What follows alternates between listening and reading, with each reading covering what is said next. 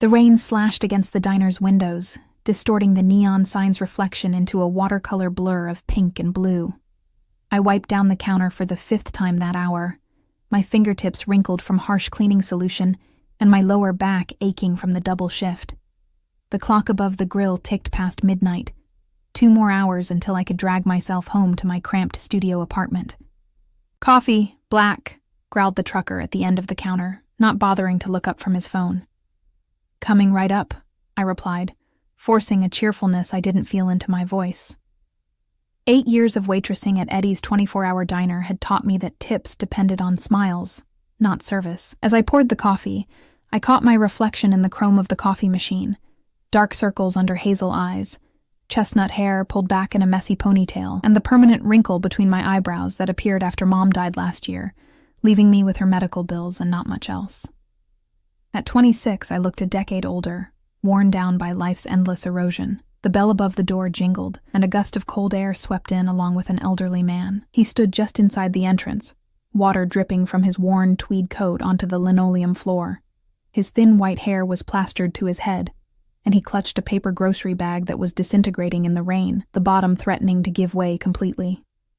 "Sir," I called out, grabbing a clean towel from under the counter. "Let me help you with that." I rushed over, reaching him just as the bag's bottom surrendered to gravity and moisture. We both lunged forward, catching apples, a loaf of bread, and a small carton of milk before they hit the floor. A jar of honey shattered, sending sticky golden liquid across the tiles. "I'm so sorry," the old man said, his voice gentle but trembling slightly.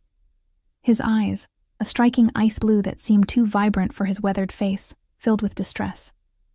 I didn't realize the rain had soaked through. "It's no problem at all," I assured him, though Eddie would probably dock my pay for the mess. "Please, sit down. I'll help you gather everything." I guided him to a booth away from the door and carefully collected his groceries, placing them in a plastic bag I found in the back. The old man watched me with those piercing blue eyes, something like gratitude and sadness mingling in his gaze. "You're very kind," he said, as I slid into the booth across from him. "Not many people would help a stranger these days." I shrugged, uncomfortable with the praise. "Can I get you something? Coffee? Tea to warm you up?" "Tea would be wonderful," he nodded, his hands, spotted with age but surprisingly steady, folded neatly on the table. "My name is Giuseppe," he added, the name rolling off his tongue with an Italian accent I hadn't initially noticed. "I'm Ellie," I replied, standing to prepare his tea. "Ellie Morgan." When I returned with the steaming cup, Giuseppe was pulling out his wallet. I waved him off. "It's on the house. Rainy night special," I added with a wink. His weathered face crinkled into a smile. "Then perhaps you will sit with me for a moment. The place is empty, and an old man gets lonely." I glanced around. The trucker had left, leaving a measly $1 tip, and the only other customer was a college student passed out in the corner booth, textbooks sprawled around him. Eddie was in the back, probably sleeping off his usual evening whiskey. "Sure," I said, sliding back into the booth. I could use a break anyway. Giuseppe sipped his tea and asked about me. Before I knew it, I was telling him about Mom's cancer, the crushing medical debt, my community college degree gathering dust while I worked double shifts to keep the electricity on. He listened intently, offering sympathetic nods but no pity, which I appreciated. "What about you?" I asked, suddenly self-conscious about dominating the conversation. "Do you live nearby?" A shadow passed over his face. "I live with my son now. Since my wife passed, he insists I cannot be alone." His accent thickened with emotion. "Sometimes I sneak out, like tonight, just to feel independent again." I understood that need all too well. "Your son must care about you a lot." "Stefano has always been protective," Giuseppe said carefully, his eyes dropping to his tea. "Too much, perhaps. He means well, but he forgets I lived more than 60 years before he was born." He chuckled softly, but it didn't reach his eyes. The conversation drifted to lighter topics. Giuseppe's garden, my dream of someday opening a small bookstore cafe, the merits of Earl Grey versus English breakfast tea. For half an hour, I forgot about my exhaustion, the stack of bills waiting at home, and the fact that at 26, my life had stalled before it truly began. When Giuseppe stood to leave, the rain had stopped. I handed him the plastic bag with his salvaged groceries and walked him to the door. "Thank you for the company, Ellie Morgan," he said, patting my hand. "It has been the brightest part of my week." "Come back anytime," I replied, genuinely meaning it. "The tea will always be on the house." He hesitated, then reached into his pocket and pressed something into my palm, a crisp $100 bill. Before I could protest, he shook his head firmly. "Please. You remind me of my Lucia when she was young." Kindness should be rewarded. Then he was gone, disappearing into the night. I stared at the bill in my hand, feeling a mix of gratitude and unease. It would cover part of my electricity bill, but the amount seemed excessive for a cup of tea and some conversation. I didn't see Giuseppe again for 2 weeks. Life continued its relentless grind. Wake up, work, collapse into bed, repeat. Until the Tuesday afternoon when everything changed. It was unusually busy for a weekday, the lunch rush extending well past 2 o'clock. I was balancing 4 plates along my arms, a skill born of necessity, when the diner fell abruptly silent. The hair on the back of my neck stood up, some primal instinct sensing a predator had entered the room. I turned, nearly dropping the tuna melt in my left hand. 3 men in impeccable suits stood just inside the entrance, looking wildly out of place among the diner's worn vinyl and laminate. 2 were clearly security, broad-shouldered, expressionless, with telltale bulges beneath their jackets. But it was the man between them who commanded attention, who had sucked all the oxygen from the room. Tall and lean with raven black hair and olive skin, he surveyed the diner with casual disdain. His suit wasn't just expensive, it was bespoke, the kind you see in magazines but never in real life. His face could have been carved from marble, sharp cheekbones, a strong jaw dusted with precisely maintained stubble, and full lips pressed into a contemplative line. But it was his eyes that struck me most. Ice blue, piercing, familiar. Giuseppe's eyes. The man murmured something to his companions, then moved with leonine grace through the diner, customers shrinking back as he passed. He slid into a booth, my section, and fixed those unsettling eyes on me. I delivered the 4 plates to their table with trembling hands, then approached the newcomer, pulling out my order pad on autopilot. "Welcome to Eddie's," I managed, my voice barely steady. "What can I get for you today?" Up close, he was even more intimidating. A faint scar bisected his left eyebrow, somehow enhancing rather than diminishing his beauty.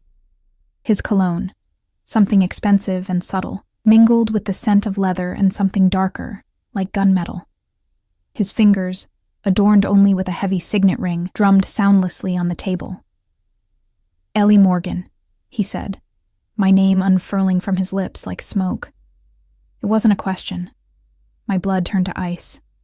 "How do you know my name?" His lips curved slightly, not quite a smile. "You helped my father recently. Giuseppe speaks very highly of you." Understanding dawned. "You're Stefano." He inclined his head slightly, those blue eyes never leaving mine. "Indeed. And you're the waitress who showed kindness to an old man caught in the rain." His accent was more subtle than his father's, but still present, adding a musical quality to his words. "It was nothing," I said, uncomfortable under his intense scrutiny. "Anyone would have done the same." "No," he replied with absolute certainty. "They would not. My father wandered off again yesterday. He's becoming forgetful. I've been trying to locate him." Concern flared through me. "Is he okay?" I haven't seen him since that night. Something flashed in Stefano's eyes. Calculation, perhaps, or suspicion. He returned home safely, but mentioned wanting to visit his friend Ellie again. He leaned forward slightly. "You made quite an impression." The way he said it made me feel like I'd done something wrong, crossed some invisible boundary. Like I said, it was nothing, just a cup of tea and some conversation. "And you refused payment," he added, watching me closely.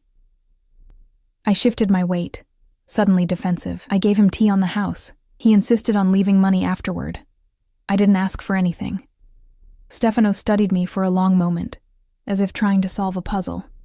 I became acutely aware of my worn uniform, the coffee stain on my apron, my hair escaping its ponytail after hours of work. I felt small and shabby beneath his gaze. "My father would like to see you again," he finally said, reaching into his jacket. I flinched instinctively, a reaction that didn't go unnoticed. His eyes narrowed slightly before he pulled out a business card, sliding it across the table. "This is my private number. I'd like to arrange for you to visit him." I didn't touch the card. "I'm sorry, but I don't think that would be appropriate. Your father is welcome here any time, but I don't make house calls." For the first time, Stefano's composed expression faltered, surprise flickering across his features. I got the impression people rarely refused him anything. "It would mean a great deal to him," he said, his voice dropping to a persuasive murmur. "He doesn't connect with many people these days." "I understand, but I'd compensate you generously for your time," he interrupted, misinterpreting my hesitation. "Name your price." Heat flooded my cheeks. "I'm not for sale," I snapped, louder than intended. Several nearby diners turned to look. Stefano's face hardened, and the temperature around us seemed to drop 10 degrees. One of his men took a step forward, but Stefano raised a hand, stopping him without even looking. "You misunderstand me, Miss Morgan," he said, his voice dangerously soft. "I'm simply offering payment for your time, as one would any professional service. I'm a waitress, not a companion for hire," I replied, struggling to keep my voice steady. "Now, would you like to order something, or shall I bring your check?" The silence stretched between us, taut as a wire. Then, unexpectedly, Stefano laughed, a rich, warm sound completely at odds with his cold demeanor. Several heads turned again, and I noticed women at nearby tables staring at him with undisguised interest. "You have spirit," he said, sounding genuinely amused. "I see why my father likes you." He stood abruptly, towering over me. "No check necessary. I'll be in touch, Ellie Morgan." He reached out, faster than I could react, and tucked the business card into my apron pocket. His fingers brushed against my hip for the briefest moment, but it sent an electric current racing through me. Before I could protest, he and his men were striding toward the exit. At the door, Stefano paused and looked back at me, those ice-blue eyes burning with something I couldn't decipher. "Until next time," he called, loud enough for everyone to hear, then disappeared into the bright afternoon sun. The diner erupted into whispers the moment the door closed behind them. I stood frozen, feeling as though I'd just survived an encounter with a beautiful, lethal predator. My fingers trembled as I reached into my pocket and pulled out his card. The paper was thick, expensive, with only a name and number embossed in silver. Stefano Ricci. I had no intention of calling, but as I slipped the card back into my pocket, a chill ran down my spine. Something told me I hadn't seen the last of Stefano Ricci, whether I wanted to or not. The next 3 days passed in a strange fog of anticipation and dread. I jumped at every ring of the diner's bell, expecting to see Stefano's imposing figure. Each time the phone rang, my heart leaped into my throat. But there was no sign of him or Giuseppe. By Friday night, I'd convinced myself the encounter had been more significant in my mind than reality. Rich, powerful men like Stefano Ricci didn't waste time pursuing waitresses who had spilled honey on a dirty diner floor. I was wiping down the counter after the dinner rush when Eddie emerged from his office, looking unusually sober and distinctly uncomfortable. "Ellie, you got a minute?" he asked, nervously adjusting his stained apron. I followed him into the cramped back office, where he shut the door, something he never did unless he was firing someone. "Listen," he began, not quite meeting my eyes, "about that guy who came in Tuesday. The Italian in the fancy suit." My stomach tightened. "What about him?" Eddie ran a hand through his thinning hair. "You know who he is, right?" I shrugged. "Giuseppe's son, some rich guy." Eddie's laugh was hollow. "Some rich guy," he echoed. "Ellie, that was Stefano Ricci. The Stefano Ricci." The name meant nothing to me beyond our brief encounter. "Should I know who that is?" Eddie lowered his voice, leaning forward. "The Riccis control half the city. Import, export, construction, waste management. They got fingers in everything." He gave me a meaningful look. "And I don't mean legitimate business, if you catch my drift." I stared at him blankly for a moment before understanding dawned. "You're saying he's what? Mafia?" "Keep your voice down," Eddie hissed, glancing at the closed door. But yeah, that's exactly what I'm saying. The Ricci's have been running things for 3 generations. Word is, Stefano's even more ruthless than his grandfather was. The room suddenly felt too small, the air too thin. I remembered the bodyguards, the dangerous grace with which Stefano moved, the cold calculation in those ice-blue eyes. "Why are you telling me this?" I asked, though I already knew. Eddie sighed. "Because he called me today, wanted to know your schedule when you get off work. I told him I couldn't give out employee information. He looked almost proud of himself for that small act of defiance. And he said if I didn't tell him, he'd come down here and ask you himself, with his associates." Eddie swallowed hard. "I can't have that kind of trouble in my diner, Ellie. I got a business to run." Anger flared within me. "So you sold me out?" "I gave him your hours," Eddie admitted, guilt flashing across his face. "Told him you finish at 10 tonight. Look, I'm sorry, but you don't say no to people like him. You just don't." I stormed out of the office, slamming the door behind me. Fear and rage battled for dominance as I mechanically served the remaining customers, my mind racing. What did Stefano Ricci want with me? Was this about Giuseppe, or something else entirely? At 9:30, I decided I wasn't sticking around to find out. I told the cook I was feeling sick, hung up my apron, and slipped out the back door into the alley. The night air was cool against my flushed skin as I hurried toward the bus stop, constantly glancing over my shoulder.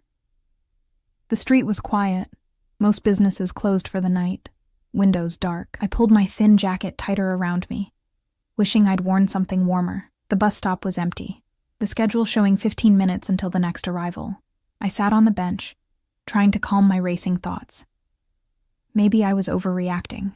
Maybe Stefano just wanted to talk about his father again. Maybe. A sleek black Bentley glided silently to the curb in front of me.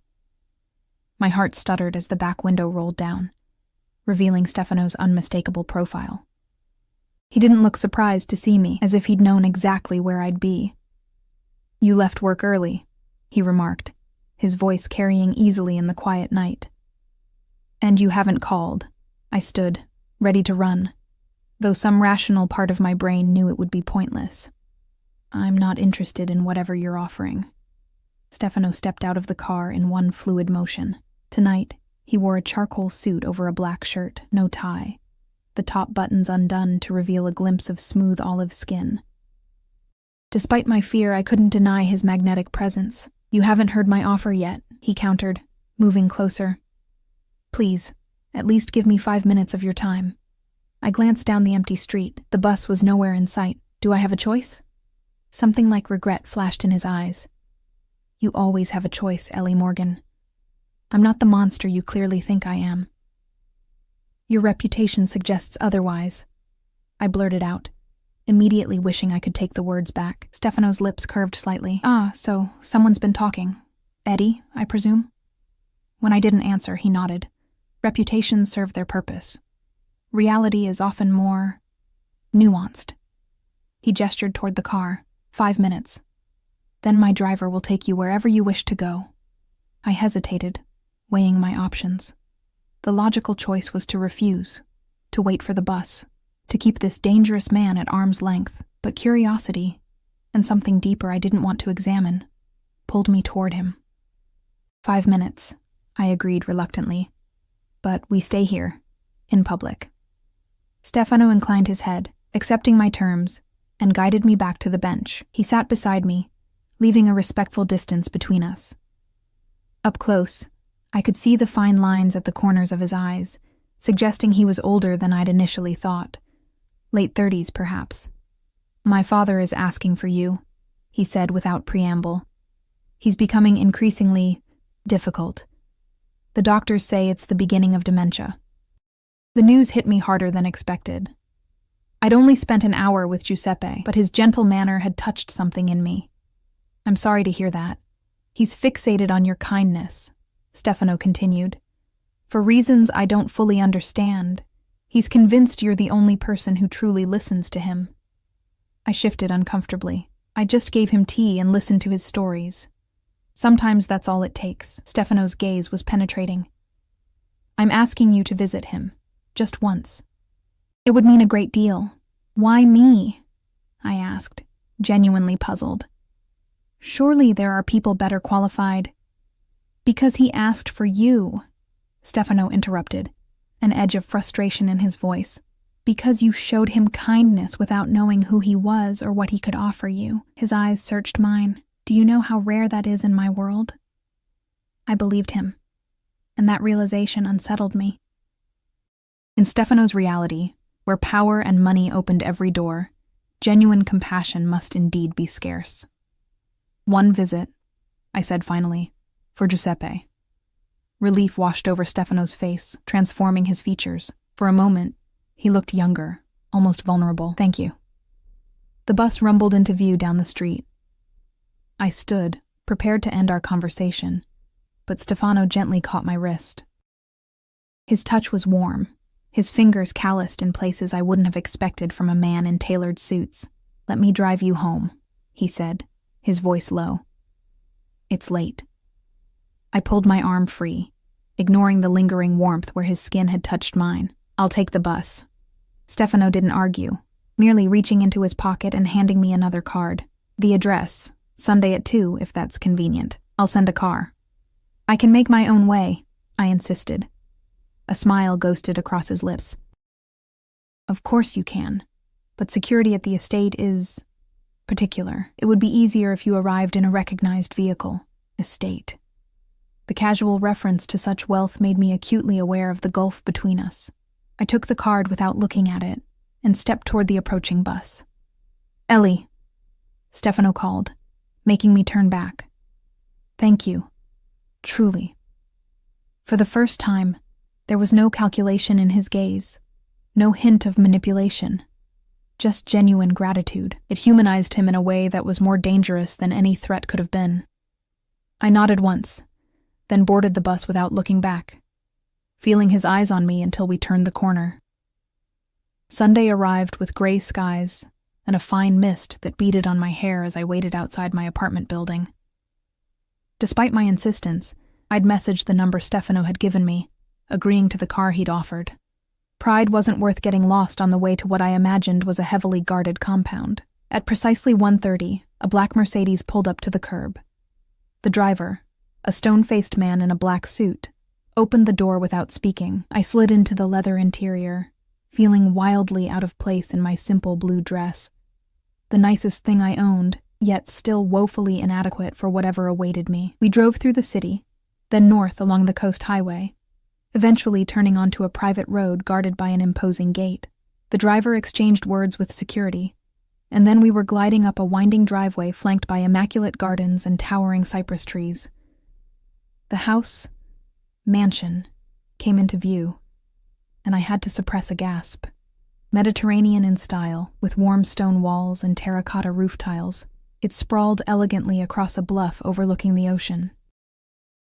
Flowering vines climbed the facades, and fountain burbled in a central courtyard.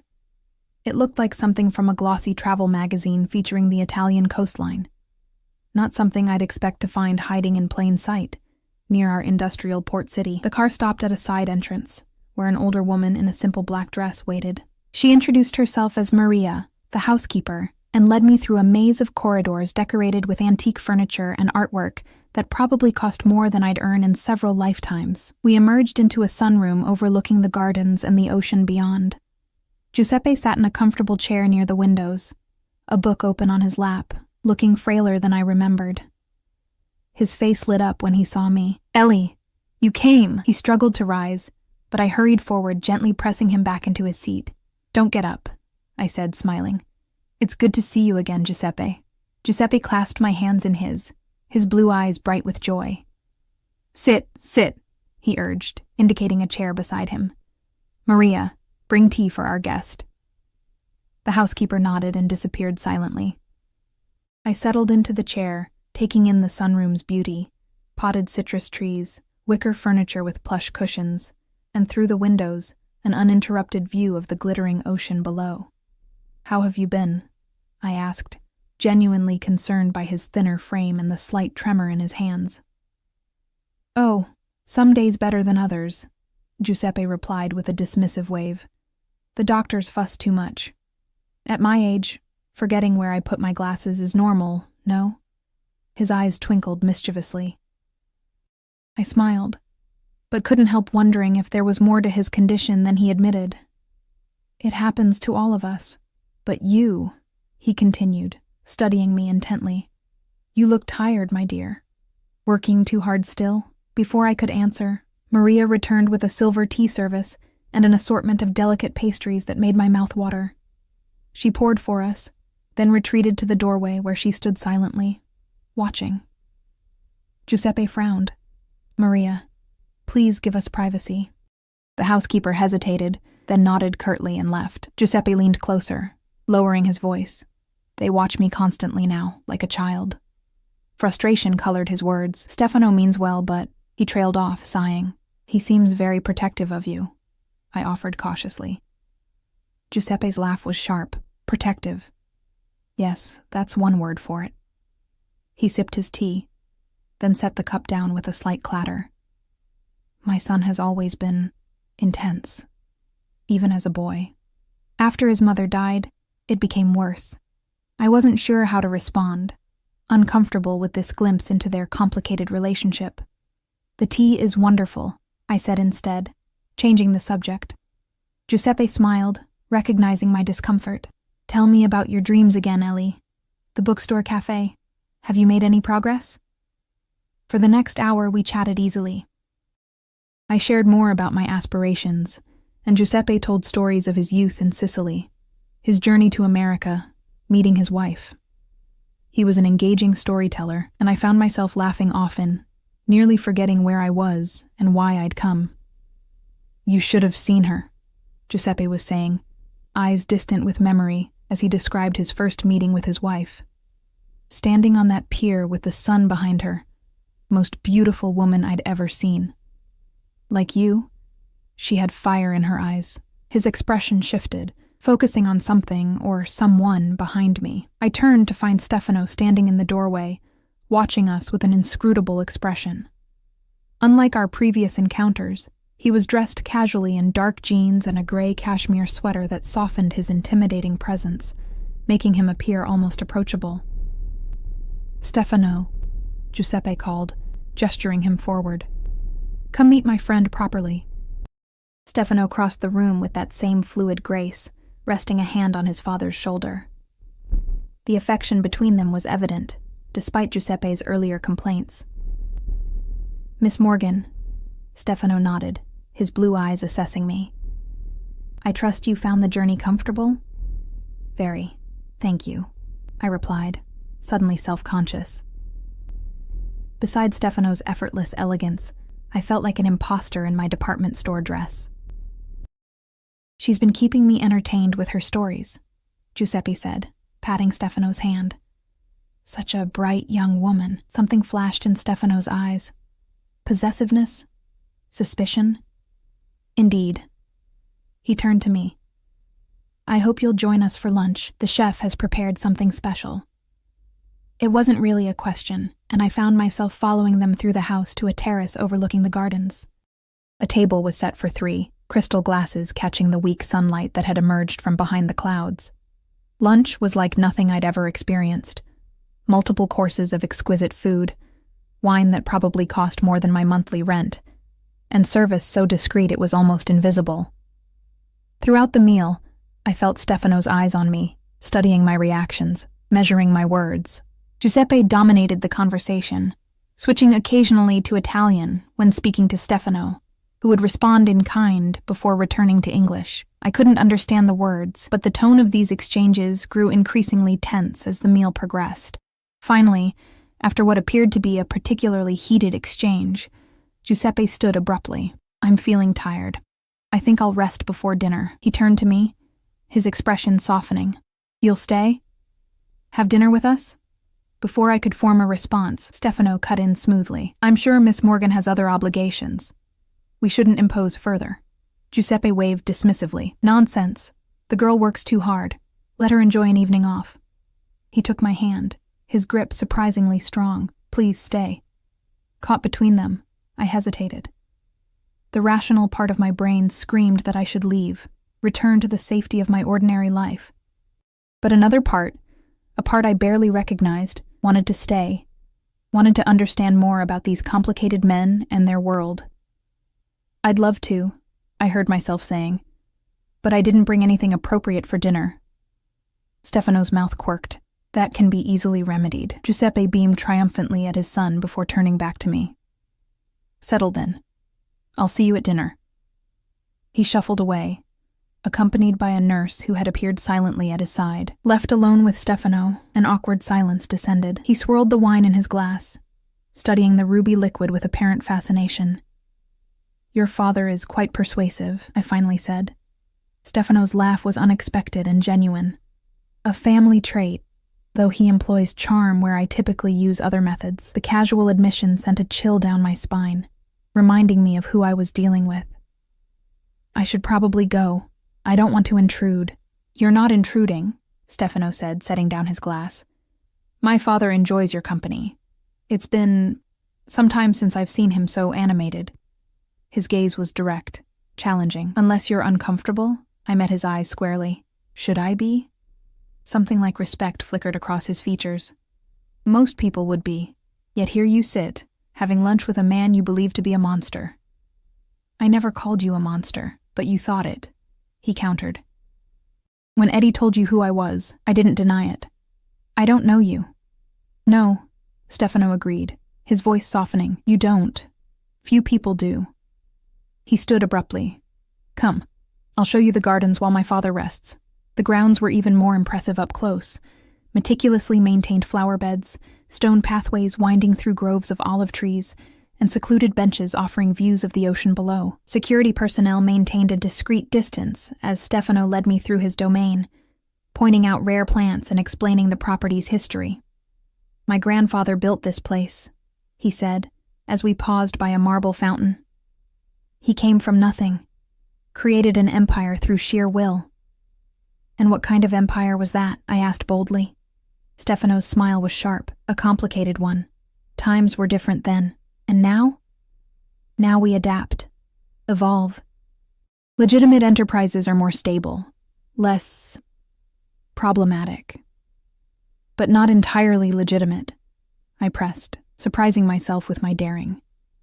Instead of anger, Stefano seemed amused by my persistence.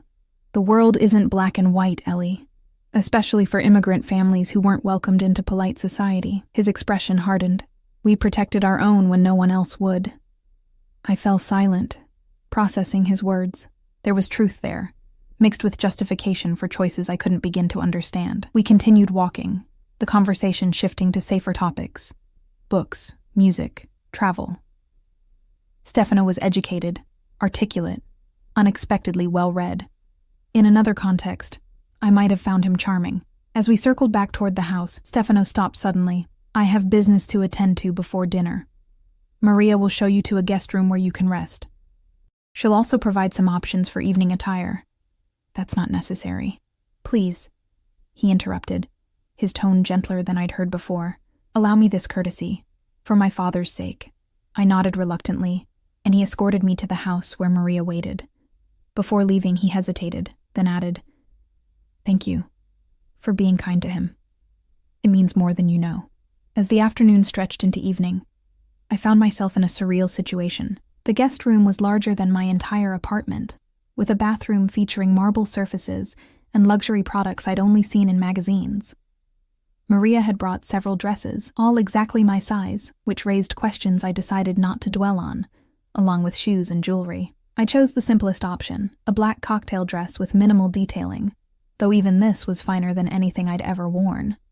Looking at my reflection, I barely recognized myself. The woman in the mirror looked elegant, composed, a far cry from the exhausted waitress I'd been that morning. At 7, Maria escorted me to a formal dining room where Giuseppe waited, looking refreshed after his rest.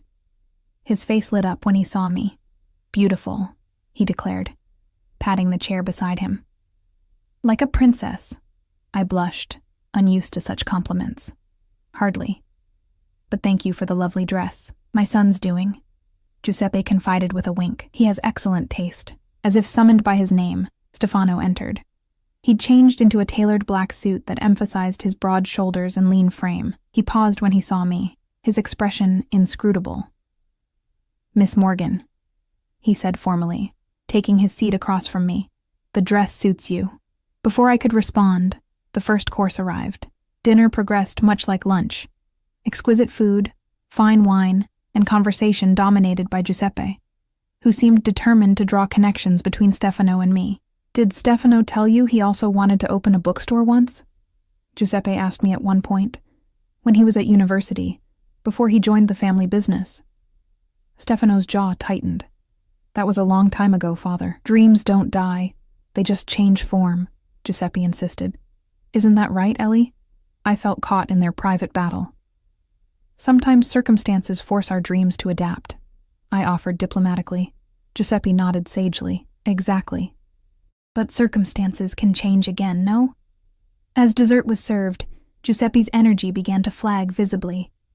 His hands trembled more pronouncedly, and twice he seemed to lose the thread of conversation.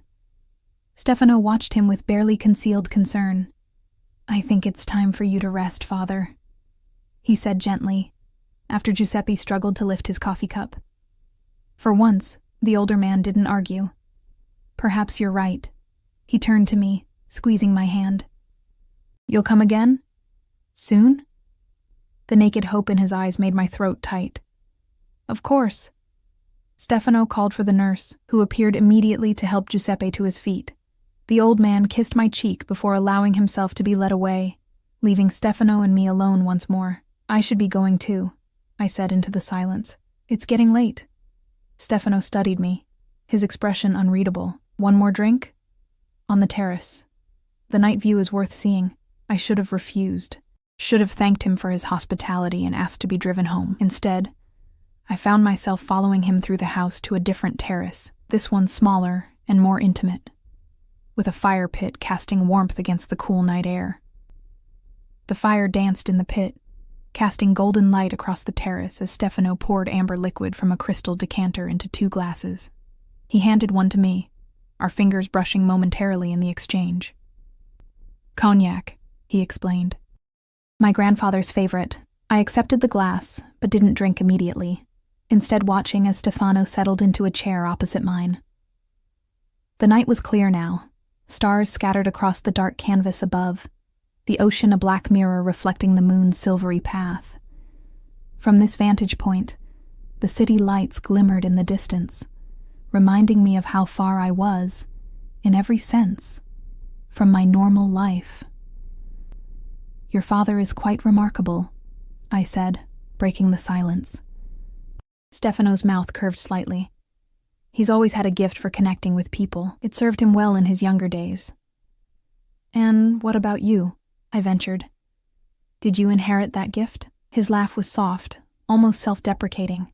"I inherited different qualities: precision, calculation, a certain pragmatism." "Qualities better suited to running an empire?" "Precisely." He sipped his cognac, his eyes never leaving mine over the rim of his glass. "Though I sometimes wonder what my mother would think of the man I've become." The admission surprised me, a rare glimpse of vulnerability from someone who seemed defined by strength and control. I took a small sip of the cognac, the liquid warming my throat. What was she like? Something softened in Stefano's expression. Beautiful, kind, stubborn. His smile grew more genuine. She stood up to my father when no one else dared. Even stood up to my grandfather, which was unprecedented. "You miss her," I observed quietly. "Every day." He leaned forward, the firelight casting shadows across his face. "She would have liked you." The compliment caught me off guard, sending an unexpected flutter through my chest. I looked away, focusing on the distant city lights. "You don't know me well enough to say that." "I know more than you think," Stefano countered. When I tensed, he added, "Not in the invasive way you're imagining. I simply pay attention. You're kind to an old man with no expectation of reward. You work double shifts yet still pursue education when you can. You live frugally but send money to your cousin's children every month." My head snapped up. "How do you—" As I said, I pay attention. Stefano's expression remained neutral. "It's not surveillance, Ellie. It's interest." "The distinction seems minimal from where I'm sitting," I replied. unable to keep the edge from my voice. He inclined his head, acknowledging my point. Fair enough. But surely you understand my caution. My father is precious to me. His welfare is my priority, and you thought I might be taking advantage of him somehow. A waitress from a diner. I consider all possibilities. Stefano set his glass down. In my position, trust must be earned. And have I earned it? I challenged. The question hung between us, loaded with implications neither of us fully understood. Stefano studied me with those penetrating blue eyes before answering. You're beginning to, he said finally, which is rare enough to be noteworthy. We fell into silence, the crackling fire and distant wave sounds filling the void. I finished my cognac, feeling its warmth spread through me, relaxing muscles I hadn't realized were tense. It's getting late, Stefano observed after a time. I've kept you longer than intended. Yes, I agreed, though strangely reluctant to leave. This glimpse into another world, Giuseppe's warmth, the beauty of this place, even Stefano's complex, dangerous presence, had been intoxicating in its way. He escorted me through the house, where the driver already waited. At the door, Stefano hesitated. My father would be pleased if you visited again, he said carefully. Perhaps next weekend? I should have refused. Should have made an excuse. Instead, I heard myself say, I'd like that. Something like satisfaction flickered in Stefano's eyes. Good. I'll send the car. He reached out, taking my hand in his. Thank you for today, Ellie Morgan. You've brought light to this house that has been absent for too long. He raised my hand to his lips, pressing a kiss against my knuckles. Formal, old world, yet sending electricity racing through me. Before I could respond, he released me and stepped back. Until next time, he said, the phrase echoing our first meeting at the diner.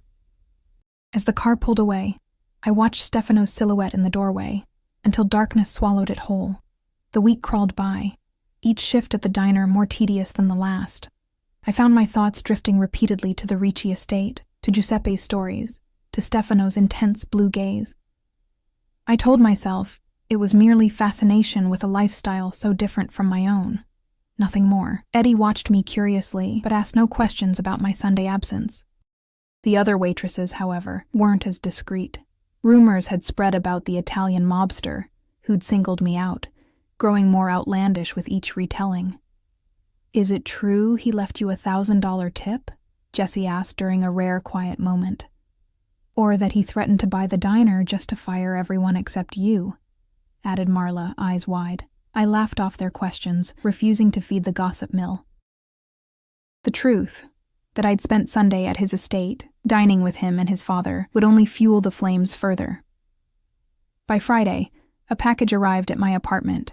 No note, no return address, just an elegantly wrapped box containing a first edition of Jane Austen's Pride and Prejudice, a book I'd mentioned to Giuseppe as my childhood favorite.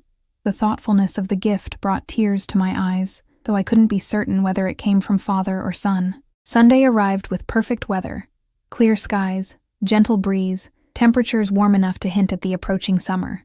The same driver collected me at the same time. But this visit felt different. There was anticipation now, familiarity where there had been uncertainty. Giuseppe greeted me in the garden, where a table had been set for lunch beneath a pergola draped with wisteria. He looked stronger than before, his eyes brighter, his movements more sure. You came back, he said, embracing me like family. I told Stefano you would. Of course I did, I replied, genuinely happy to see him. Thank you for the book. It's beautiful. Giuseppe's brow furrowed. Book? Ah, Stefano's doing, not mine. He mentioned you were fond of Austen. He winked conspiratorially. My son pays attention to details. The knowledge that Stefano had been the one to send such a thoughtful gift, not Giuseppe as I'd assumed, shifted something inside me. I tried to ignore the warmth spreading through my chest. We settled at the table, Giuseppe regaling me with stories of his week, the garden he'd been allowed to tend under supervision, the argument he'd won against his doctor about red wine with dinner. There was no sign of Stefano, and I found myself glancing toward the house occasionally, a fact that didn't escape Giuseppe's notice. He had business in the city, the older man explained with a knowing smile. But he promised to join us for dinner. I felt simultaneously relieved and disappointed, emotions I wasn't ready to examine too closely. After lunch, Giuseppe showed me his garden, proudly pointing out tomato plants and herbs he'd started from seeds. Despite his age and condition, his knowledge was extensive, his passion evident in every description. He spoke of Sicily, of the gardens his mother had tended, of traditions carried across oceans and generations. "Family is everything," he said, as we rested on a stone bench. "Blood ties that cannot be broken, no matter the circumstances. Do you understand?" I thought of my own fractured family. My mother gone, my father unknown, distant relatives who rarely called. "Not really," I admitted. "But it sounds beautiful." Giuseppe patted my hand. "It can be. It can also be a cage." Something distant entered his eyes. Stefano was only 12 when his mother died. Too young to shoulder such responsibility, but he insisted. "Became the man of the house overnight. That's a heavy burden for a child," I said softly. "Yes, and it shaped him in ways." Giuseppe sighed deeply. "I worry he'll never know true happiness, only duty." I didn't know how to respond to this intimate glimpse into Stefano's past. Before I could formulate a reply, Giuseppe changed the subject, asking about my week, my studies, my dreams for the future. His interest was genuine, his advice thoughtful, and surprisingly practical. As afternoon faded toward evening, Giuseppe's energy began to wane. The nurse appeared, suggesting he rest before dinner. This time, he agreed without argument, squeezing my hand before leaving me alone in the garden. Maria showed me to the same guest room as before, where I found another dress waiting, this one a deep emerald green that complemented my coloring perfectly. Once again, I marveled at how accurately Stefano had guessed my size and preferences. After showering and changing, I stood at the window watching the sun sink toward the horizon, painting the sky in hues of pink and gold. The beauty of this place was seductive, making my apartment seem dingier, my life smaller by comparison. A dangerous train of thought. A soft knock at the door pulled me from my reverie. When I opened it, I found Stefano standing there, still in his business suit, looking slightly weary, but impeccable as always. "You came back," he said, echoing his father's earlier greeting, but with an undertone I couldn't quite identify. "I said I would." His lips curved slightly. "People often say things they don't mean." "I'm not people," I replied simply. Something flickered in his eyes, approval perhaps. "No, you're not." He offered his arm. "Shall we? My father is waiting."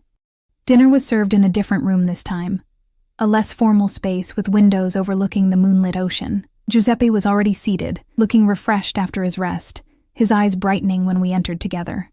The evening unfolded pleasantly, the conversation flowing more naturally than our previous dinner. Giuseppe dominated as before, but Stefano participated more readily, occasionally revealing a dry wit that surprised laughter from me. Once or twice I caught Giuseppe watching us with undisguised satisfaction, like a chess player seeing his pieces align as planned.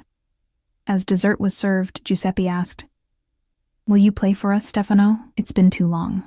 Stefano hesitated, glancing my way. "I'm sure Ellie isn't interested in my amateur attempts." "Nonsense," Giuseppe insisted. "The girl will love it. You play beautifully." "Curious now," I added. "I'd like to hear you play." Stefano relented, leading us after dinner to a room I hadn't seen before, a music room with floor-to-ceiling windows and a grand piano at its center. He sat at the bench with casual grace, running his fingers over the keys in a brief warm-up before launching into Chopin. I watched, transfixed, as this dangerous, controlled man transformed before my eyes. His expression softened, passion replacing precision as the music flowed through him. His fingers moved with effortless skill across the keys, drawing forth sounds so beautiful they made my chest ache. Giuseppe watched his son with unmistakable pride, occasionally glancing at me to gauge my reaction, and my reaction was undeniable. I was moved, not just by the music, but by this unexpected glimpse of Stefano's soul laid bare. When the piece ended, silence hung in the room, thick with emotion. Stefano looked up, his eyes finding mine, vulnerability and question in his gaze. "That was beautiful," I said softly, meaning it. Something passed between us in that moment, A connection, a recognition, a possibility neither of us had anticipated. Giuseppe cleared his throat, breaking the spell. "I find myself tired again," he announced, though his eyes were bright and alert. "Perhaps you young people would enjoy a walk in the gardens. The night is lovely." His matchmaking was transparent, but neither Stefano nor I called him on it. We bid him good night, and then we were alone again, the air between us charged with something new and undefined. We walked in silence through the moonlit gardens, following a stone path that wound between fragrant rosemary hedges and flowering jasmine. The ocean's rhythmic murmur provided a gentle backdrop, punctuated by nightbirds calling from the cypress trees. Despite the tranquility, tension hummed between us, unspoken questions, unacknowledged attraction, and the reality of our vastly different worlds. "Your father is quite the matchmaker," I finally said, breaking the silence. Stefano chuckled, the sound warm in the night air, subtle as a sledgehammer. "I apologize if it made you uncomfortable." "It didn't," I admitted. "It's sweet, actually. He cares about you." "He worries," Stefano corrected, guiding me toward a stone balustrade overlooking the cliffs. "He thinks I've sacrificed too much for the family, for the business." I leaned against the cool stone, gazing at the moonlight dancing on the waves below. "And have you?" He considered this, standing close enough that I could feel the warmth radiating from his body. "I made choices. We all do." His voice softened. "But lately, I've been wondering if some things were lost that can't be recovered." "Like what?" "Normalcy. Simplicity." He turned to me, his face half illuminated by moonlight, half in shadow. "The chance to be known for myself, not my name or reputation." The vulnerability in his admission caught me off guard. For all his power and danger, in that moment Stefano Ricci seemed profoundly human, a man trapped by circumstances, bound by duty and expectation. "Is that why you were drawn to me?" I asked boldly. "Because I knew nothing about you when we met?" His smile was rueful. "Perhaps. Or perhaps I was drawn to your kindness to an old man who needed it." He reached out, tucking a strand of hair behind my ear, his fingers lingering against my cheek. "Or perhaps I simply find you beautiful, Ellie Morgan." My breath caught at his touch, at the intensity in his eyes. "This can't go anywhere," I said softly, even as I leaned slightly into his hand. "Your world and mine, they don't intersect. Yet, here we are," he countered, his thumb tracing my jawline, intersecting quite definitively.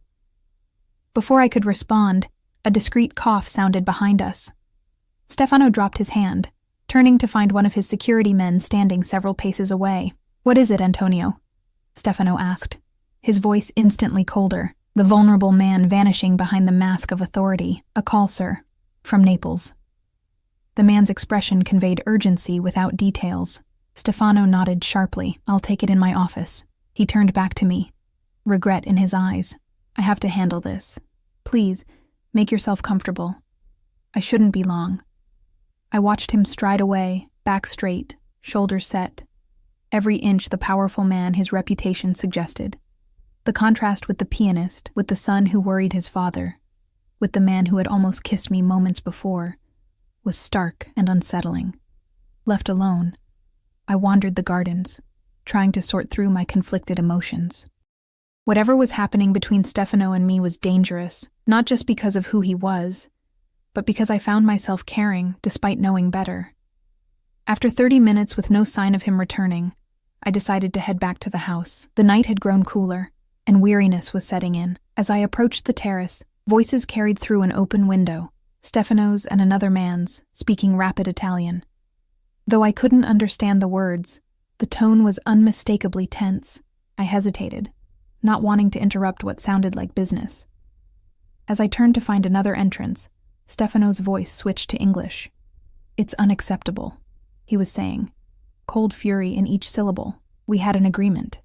If they've broken it, there will be consequences." "They claim ignorance," the other man replied. "Say it was a rogue action." "I don't believe in coincidences, Marco." Stefano's voice lowered dangerously. "Find out who's responsible. Send the appropriate message." The words sent a chill through me, a stark reminder of who exactly I was dealing with. This wasn't just a man who sent thoughtful gifts and played Chopin with passion. This was someone who sent messages, who commanded fear and respect in a world I could barely comprehend. I backed away silently, circling around to another entrance. Inside, I encountered Maria, who seemed unsurprised to see me. Mr. Ricci asked me to apologize, she said formally. He's been detained by business and will be occupied for some time. He's arranged for the car to take you home whenever you're ready. The dismissal was polite but clear. Whatever moment we'd shared in the garden had passed, reality reasserting itself between us. I nodded, forcing a smile. I understand. I'm ready now. As the car carried me back to my apartment, I stared out the window at the passing lights, trying to reconcile the different versions of Stefano I'd encountered. The ruthless businessman, the devoted son, the passionate musician, the man who'd nearly kissed me beneath the moon. Which was the real Stefano Ricci? Perhaps they all were, facets of a complex man shaped by circumstance and choice. The next morning, roses arrived at my door, 24 deep red blooms with a simple card. Until next time, S. I arranged them in the only vase I owned, their beauty incongruous in my shabby apartment, much like my growing feelings for their sender. Days passed with no further contact. I returned to my routine, work, study, sleep. But thoughts of the Ricci estate, of Giuseppe's stories and Stefano's intense gaze, lingered at the edges of my consciousness. By Friday, I'd convinced myself that whatever had begun between us had ended, a brief intersection of disparate lives, nothing more. Then Giuseppe called the diner. Ellie, my dear. His voice was strained, lacking its usual vigor. I wonder if you might visit this Sunday. There's something important I need to discuss with you. Concern overrode my hesitation. Of course. Is everything all right? Just come, he said cryptically. Please. Sunday found me once again in the familiar Mercedes, winding up the coastal road to the estate. This time, however, something felt different. The security at the gate was heavier, the guards more vigilant. The driver remained silent to my questions. Maria met me at the door, her usual composure fractured by worry. Mr. Ricci is in his room. He's been asking for you all morning. She led me through the house to Giuseppe's suite, a spacious set of rooms I hadn't seen before, decorated with antiques and photographs spanning decades. Giuseppe sat in an armchair by the window, looking frailer than I'd ever seen him, a blanket across his legs despite the warm day. Ellie. He smiled weakly. You came. I said I would, I replied, echoing my words to Stefano from our last meeting. I knelt beside his chair, taking his cold hand in mine. What's wrong? Giuseppe patted my hand. Time catches us all eventually, my dear. The doctors say my heart is tired. His blue eyes, so like his son's, held mine steadily. I don't have much time left. The news struck me harder than I would have expected for someone I'd known so briefly. In our few meetings, Giuseppe had become important to me, his kindness, his stories, his genuine interest in my life. I'm so sorry, I whispered, squeezing his hand. Is there anything I can do? Yes, he said with sudden urgency. You can listen and understand. He glanced toward the door, lowering his voice. My son. He carries too much weight, has for too long. His whole life he's done what was expected, what was needed for the family. I nodded, unsure where this was leading. When I'm gone, he'll have no one, Giuseppe continued. No one who sees him, truly sees him, beyond the name, beyond the business. His grip on my hand tightened. But you do, don't you? The directness of his question caught me off guard. I'm not sure what you mean. Giuseppe's smile was knowing. I see how you look at each other, how you speak to him. Not as Stefano Ricci, the businessman, the feared name, but as Stefano the man. His eyes grew distant. You remind me of my Lucia. She saw past everything to the heart of me. Giuseppe, I began carefully. Stefano and I barely know each other, and our worlds are completely different. Worlds can change, he insisted. People don't. And my son, beneath everything, is a good man. Complicated, yes. Dangerous when crossed, certainly. but good. His gaze sharpened. Promise me you won't give up on him too easily. Before I could respond, the door opened and Stefano entered. He'd clearly come directly from somewhere important, his suit impeccable, his expression guarded, until he saw me kneeling beside his father. Something flickered in his eyes, surprise, followed by something softer. "Ellie," he said, my name a question on his lips. "I didn't realize you were visiting today." "I asked her to come," Giuseppe interjected. "We had things to discuss."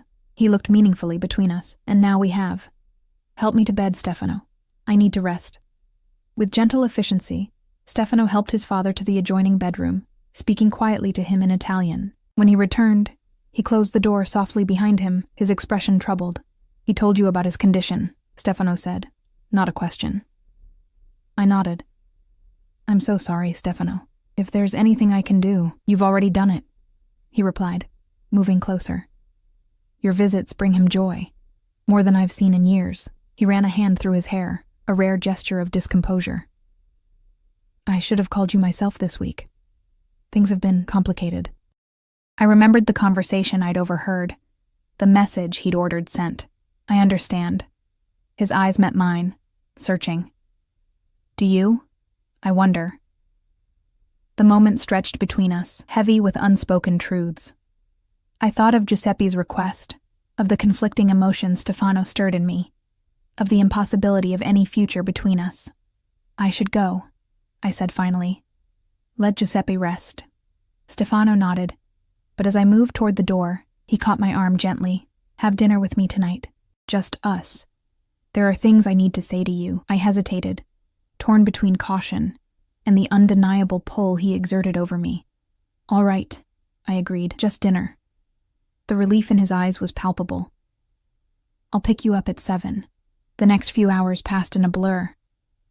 I spent time with Giuseppe, reading to him until he drifted to sleep, then retreated to the guest room, my room, as Maria called it, to prepare for the evening.